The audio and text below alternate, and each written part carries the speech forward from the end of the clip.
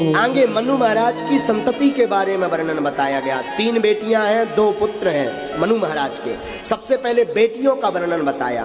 बड़ी बेटी का नाम है आकुति। आकुति का विवाह रुचि प्रजापति के साथ हुआ। इनके घर साक्षात यज्ञ नारायण भगवान प्रकट भये। बोलो यज्ञ नारायण भगवान की जय। यज्ञ नारायण भगवान का विवाह हुआ दक्षिणा नाम की कन्या के साथ। इसलिए आज भी यज्ञ बिना दक्षिणा के अधूरी है। यज्ञ करवाओ दक्षिणा ना दो तो यज्ञ अधूरा, क्योंकि यज्ञ नारायण की पत्नी का नाम है दक्षिणा। इसलिए बिना दक्षिणा के यज्ञ अपूर्ण मानी जाती है। आगे विदुर मैत्रेय जी मुनि विदुर जी को प्रसंग सुनाते हैं। देवहूति माँ की दूसरी कन्या जो हुई देवहूति, देवहूति माँ की 9 बेटियां हुई और 9 बेटियों में अनुसुईया का विवाह अत्रि मुनि के साथ हुआ। जो अनुसुईया हुई उनका विवाह अत्रि मुनि के साथ हुआ, परंतु अत्रि मुनि के कोई संतान नहीं हुई। तो अत्रि मुनि ने तप किया तो तीनों देव प्रकट भये। तीनों देव प्रकट भये तो बोले वरदान मांगो। तो अत्रि मुनि बोले महाराज हमारे कोई संतान नहीं, हमने तो एक देवता की प्रार्थना की थी, यहाँ तो 3 देव आ गए, अब क्या करें। भगवान तीनों बोले, ब्रह्मा विष्णु महेश बोले दरअसल हम दिखने में 3 हैं पर है एक ही। बोले अच्छा महाराज। बोले हाँ। बोले महाराज तो फिर कुछ कृपा कर दो। बोले ठीक है, हम तीनों ही तुम्हारे घर पर पुत्र बन करके आएंगे। ये अत्रि मुनि को वरदान दे दिया और तीनों ही पुत्र बन करके आए। कैसे? ब्रह्मा जी के अंश से चंद्रमा, ये अत्रि मुनि की संतान है। ब्रह्मा जी के अंश से चंद्रमा रूपी बालक हुआ, शिव जी के अंश से दुर्वासा मुनि रूपी बालक हुआ और भगवान श्री हरि नारायण के अंश से साक्षात दत्तात्रेय जी महाराज हुए। लो दत्तात्रेय जी महाराज की जय हो। तीनों देवताओं के 3 रूप में 3 पुत्र हुए। अरे माता अनुसुईया ने डाल दिया पालना, झूल रहे 3 देव बन करके लालना। तीनों देव लालना बन करके झूले। जो सबसे छोटी पुत्री थी जिसका नाम था आकुति, देवहूति, प्रसूति। प्रसूति नाम की कन्या का, मनु महाराज की कन्या जो सबसे छोटी बेटी थी, उसका विवाह हुआ दक्ष प्रजापति के साथ। प्रजापति दक्ष के 16 बेटियां हुई, जिनमें 13 कन्याएं धर्म की पत्नी बनी। 13 कन्याओं का विवाह धर्म के साथ हुआ और धर्म महाराज के साथ 13 कन्याओं का विवाह हुआ। उनमें जो मूर्ति नाम की पत्नी थी, उनके गर्भ से भगवान नर और नारायण ऋषि के रूप में प्रकट भये, जो आज भी बद्रीनाथ में तपस्या कर रहे हैं। नर नारायण पर्वत आपने सुना होगा, नर नारायण पर्वत आज भी बद्रीनाथ में तपस्या कर रहे हैं। और एक कन्या थी सबसे छोटी सती। सती देवी का विवाह भूत भावन महादेव के साथ किया दक्ष प्रजापति ने। लेकिन सती की कोई संतति नहीं हो सकी, कोई संतान नहीं हुई सती और महादेव से, क्योंकि एक बार दक्ष ने भगवान भूत भावन भोलेनाथ का अपमान कर दिया था, जिसे देवी सती सह ना सकी और अपने प्राणों को त्याग दिया। यहां पर परीक्षित जी ने प्रश्न किया, महाराज पिता के कारण पुत्री ने प्राण क्यों त्यागे, जरा ये कथा विस्तार से बताइए। अब कथा बताने लगा। एक बार ब्रह्मा जी ने दक्ष को प्रजापति घोषित कर दिया, प्रजा का राजा बना दिया।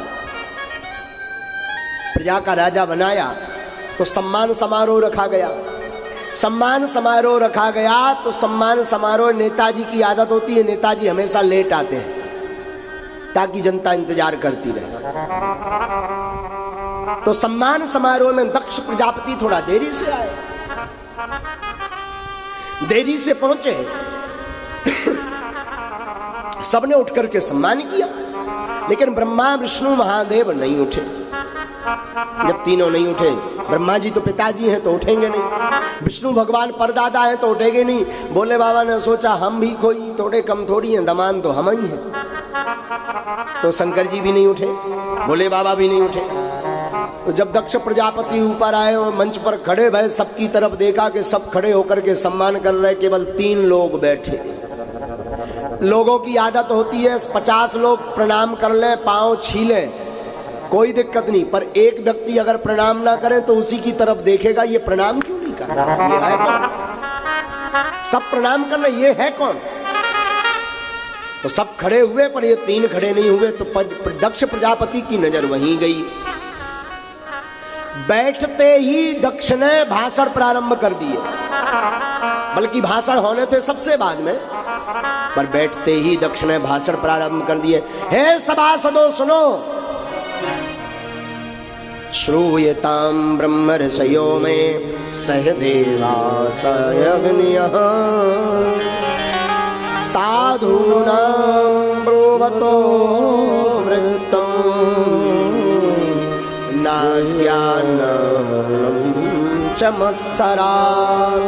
सुनिए सुनिए, सब सावधान हो गए, भाई कोई बड़ी बात होगी। प्रधानाध्यक्ष जी जो प्रमुख लीडर हैं वही पहले भाषण दे रहे, इनका सबसे लास्ट में होना चाहिए। सब सावधानी पूर्वक सुनो, तो सब सुनने लगे।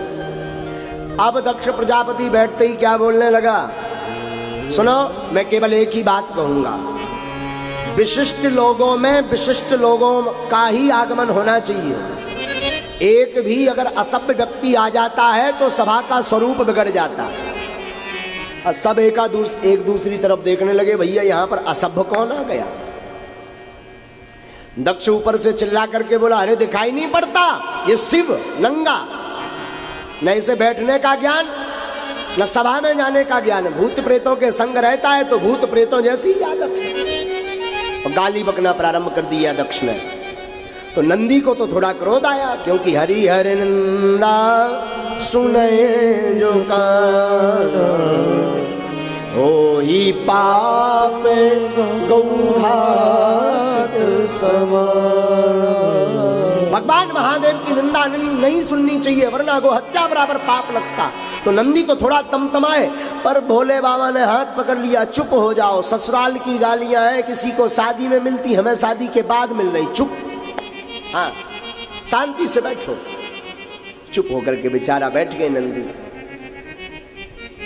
प्रवचन देना प्रारंभ किया दक्ष प्रजापति ने। महाराज खूब प्रवचन दिए, खूब प्रवचन दिए, खूब प्रवचन सुनाए।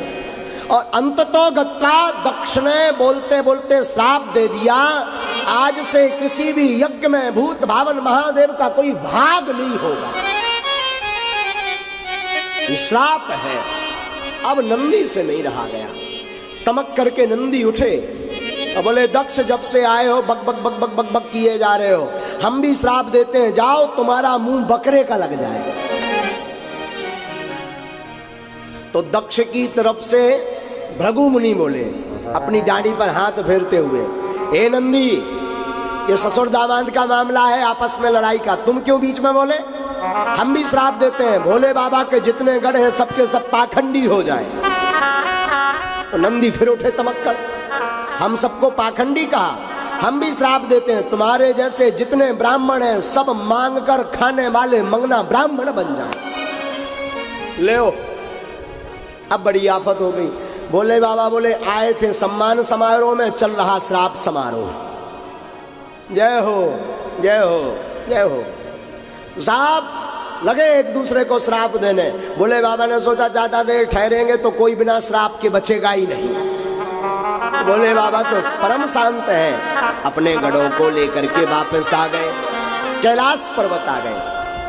माँ पार्वती, माँ सती को ये बात नहीं बताई, कुछ भी नहीं बताया। और एक बार दक्ष प्रजापति ने यज्ञ किया, सब देवताओं को बुलाया, पर भूत भावन महादेव को नहीं बुलाया, ना अपनी बेटी सती को बुलाया। पड़ोसियों की आदत होती है जले पर नमक छिड़कने का काम बड़ी होशियारी से करते हैं। पड़ोसी जले पर नमक छिड़कने का काम बड़ी बखूबी होशियारी से करते हैं। सब देवताओं को पता था कि भूत भावन महादेव को नहीं बुलाया गया, फिर भी सब देवता विमान लेकर के कैलाश पर्वत के ऊपर से ही जा रहे। गायन करती हुई गंधर्वियां निकली, तो माँ सती ने पूछा, कुछ विमान जा रहे थे, माँ सती ने पूछा, अरे बहन कहाँ जा रही? ऊपर से आवाज आई, अरे बहन तू घर पर ही बैठी है, पता नहीं तेरे पिता ने कितना विशाल यज्ञ का आयोजन किया है। अच्छा अच्छा, हाँ हाँ हाँ हाँ, ठीक ठीक ठीक, बहन तू चल मैं पीछे से आती हूँ। और माँ सती भूत भावन महादेव के चरणों को दबाने लगी। बोले बाबा, बोले देवी आजकल बड़ी मीठी मीठी सेवा हो रही है, कुछ गड़बड़ है क्या? माताओं की आदत होती है जब पति की जेब काटनी होती है बड़ा स्वागत करती, हाँ, जब उन्हें कुछ कोई आभूषण लेना हो, महंगी वाली कोई साड़ी, बड़ा महंगा वाला गिफ्ट लेना हो, फिर देखो रोज बादाम का दूध, बादाम का हलवा खवावेंगी। हाँ स्वामी जी खाइए, आप चाय तो नहीं पिएंगे। और जहां गिफ्ट मिल जाए तो दोबारा फिर चाय को पूछने वाली नहीं है। तो सती चरण दबाने लगी भूत भावन महादेव के। बोले बाबा समझ गए आज कुछ गड़बड़ है। बोले देवी आज बड़ी सेवा हो रही, कुछ गड़बड़ है क्या? अरे नहीं महाराज, हम धर्म पत्नियों का तो धर्म है स्त्रियों का अपने पति के चरणों की सेवा करना। विवाहित स्त्रियों का धर्म है पति के चरणों की सेवा करें। आजकल प्रायः ये काम बंद हो गया। आजकल पति सो जाए तो उन्हें लगता है चरण न दबा के गला कब दबाऊं। चरण दबाने की पूछे कौन? अच्छा, कितने पुरुष हैं जिनकी स्त्रियां रोज तुम्हारे चरणों की सेवा करती, जरा बताओ कितने लोग हैं यहाँ? हाथ उठाओ ना। रोज, वाह भाग्यशाली हो। और कोई इतना भाग्यशाली आदमी है नागपुर महाराष्ट्र में जिसकी धर्म पत्नी रोज चरण दबाती, गाली तो रोज सुनाती होगी। प्राय आजकल बंद हो गया ये, परंतु विवाहित स्त्री का परम धर्म है अपने पति के चरणों की सेवा करना, ये परम धर्म है। मां सती चरण दबाती, भगवान भोले बाबा पूछते देवी क्या कारण है? मां सती कहती महाराज आपको पता है क्या, आपकी ससुराल में आपके ससुर जी ने एक विशाल यज्ञ का आयोजन किया। सुंदर शब्द शैली देखिए। माताओं की कोई भी बात होती मायके की तो हमारा मायका ऐसा, हमारे भैया ऐसे, हमारे पिताजी बाप जी ऐसे, ऐसा बोलेंगी। पर सती की शब्द शैली देखिए, महाराज आपकी ससुराल में आपके ससुर जी ने विशाल यज्ञ का आयोजन किया। अपनत्वता बढ़ाने के लिए सुंदर शब्द शैली का प्रयोग करती है। अच्छा देवी कोई चिट्ठी पत्री आई है? आई तो नहीं है, पर भेजी जरूर होगी, डाक गड़बड़ा गई होगी, पोस्टमैन गड़बड़ किया होगा। नहीं नहीं नहीं, आज तक जो राज छिपाए रहे भोले बाबा अब बताया। देवी दरअसल तुम्हारे पिता हमसे ईर्ष्या रखते हैं, पूरा राज बताया। सती बोली महाराज आप चिंता मत कीजिए, हम अभी डांटते पिताजी को जाकर, आप आज्ञा तो दीजिए, देखना वो चरणों में गिरेंगे आपके। खूब समझाया, नहीं मानी। जब सती नहीं मानी तो भूत भावन भोले बाबा ने विचार किया, हुई आई सुई जो राम रचिरा, हुई गए वही राम रचिरा था, वो करी तरह के बड़ा भैसा, वो करी तरह बड़ा वैसा का, वही जो राम रचिरा था, वही जो राम रचिरा था।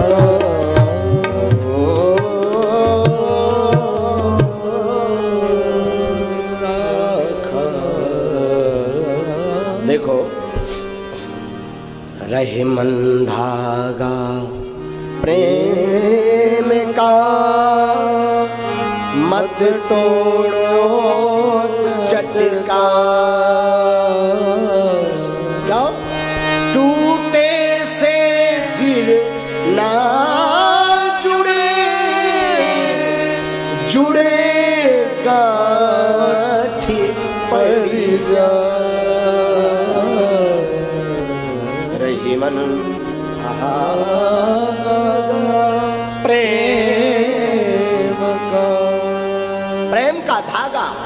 मत तोड़ो। एक बार टूट गया तो फिर जुड़ने वाला नहीं है, और जुड़ेगा तो गांठ पड़ जाएगी। भोले बाबा ठीक समझा रहे, सती मत जाओ,